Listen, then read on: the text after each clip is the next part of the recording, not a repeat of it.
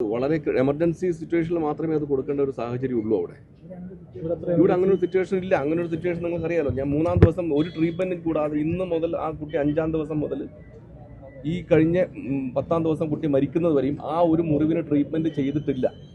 ഒരു ബാൻഡേജോ വിത്ത് ഒരു പഞ്ഞി ഒട്ടിച്ചതേ ഉള്ളൂ. ആ പഞ്ഞി ഞാൻ ഇന്നലെ നോക്കി എടുത്ത് മാറ്റിയിരുന്നു. ആ പഞ്ഞി എടുത്ത് മാറ്റിയപ്പോൾ ആ മുറിവിൻ്റെ ഒരു കല മാത്രമേ അവിടെ ഉള്ളൂ. അത്രയും വലിയ ഡീപ്പായിട്ടുള്ളൊരു വൂണ്ടാണെങ്കിൽ അത് മുറിവ് ഒരിക്കലും ഉണങ്ങില്ല, ഇൻഫെക്റ്റഡ് ആവും, ഉണങ്ങില്ല. അത് ഉണങ്ങി, മുറിവ് പോയി, എൻ്റെ മോനും പോയി.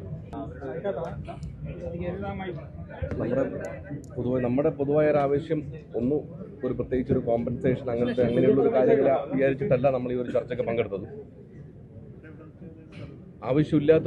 തീരെ ആവശ്യമില്ലാത്തൊരു കാര്യത്തിൻ്റെ പേരിൽ നമ്മൾ ട്രീറ്റ്മെൻറ്റിലേക്ക് പോയി.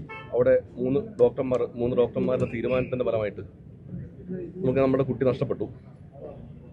അവരിപ്പോൾ പറഞ്ഞത് അവിടെ അതിന് കാരണക്കാരായ 3 ഡോക്ടർമാരുണ്ട്. ആ ഡോക്ടർമാരുടെ പേരിൽ DYSP സാർ ഉറപ്പ് പറഞ്ഞിട്ടുണ്ട്.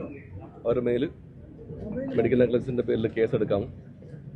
ബാക്കിയുള്ള തീരുമാനം അതിനെന്താണെന്ന് ഇവിടുന്ന് വേണ്ടതെന്ന് വെച്ചാൽ അവർ നമുക്ക് ഒരു വാക്കാൽ ഉറപ്പ് തന്നിട്ടുണ്ട്.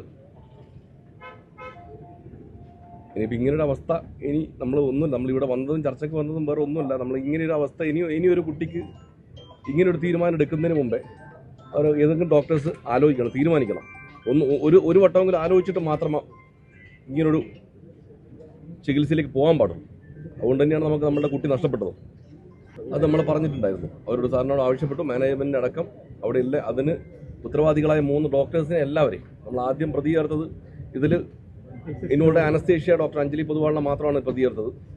അതല്ല, അവിടെ ഉണ്ടായിരുന്ന പീഡിയാട്രീഷ്യൻ ഡോക്ടർ ആശാ നിർമ്മൽ, അതിന് അതിന് ഇൻസിസ്റ്റ് ചെയ്ത ഡോക്ടർ ആരതി അന്തർജനം, ഈ 3 ഡോക്ടേഴ്സിനെയും പ്രതി ചേർക്കണം എന്ന് തന്നെയാണ് നമ്മുടെ തീരുമാനം. ബിക്കോസ് അവരുടെ തീരുമാനപ്രകാരമാണ് ഒരു കുട്ടീനെ അനസ്തേഷ്യ ചെയ്യണോ ട്രീറ്റ്മെൻറ്റ് ചെയ്യണോ എന്നുള്ള തീരുമാനം വരുന്നത്.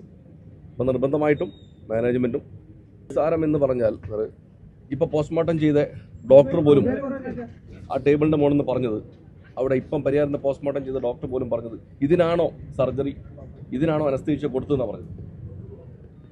സ്വാഭാവികമായി തന്നെ ഉണങ്ങാവുന്ന ഒരു മുറിവായിരുന്നു ഈ മുറിവ്.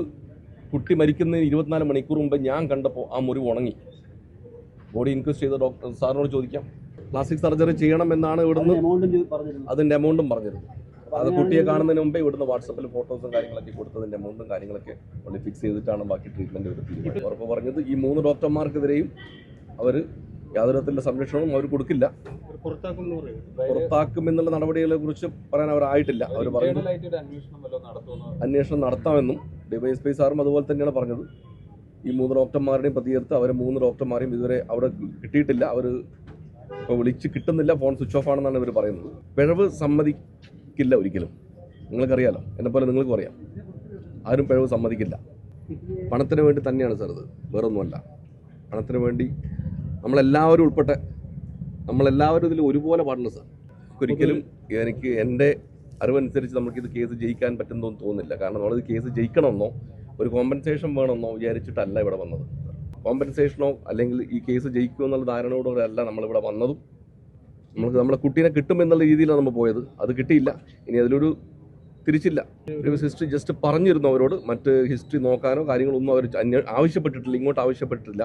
നമ്മൾ അങ്ങോട്ട് പറഞ്ഞു, വാക്കാൽ പറഞ്ഞു, അവരത് കുഴപ്പമില്ല എന്ന് പറഞ്ഞു.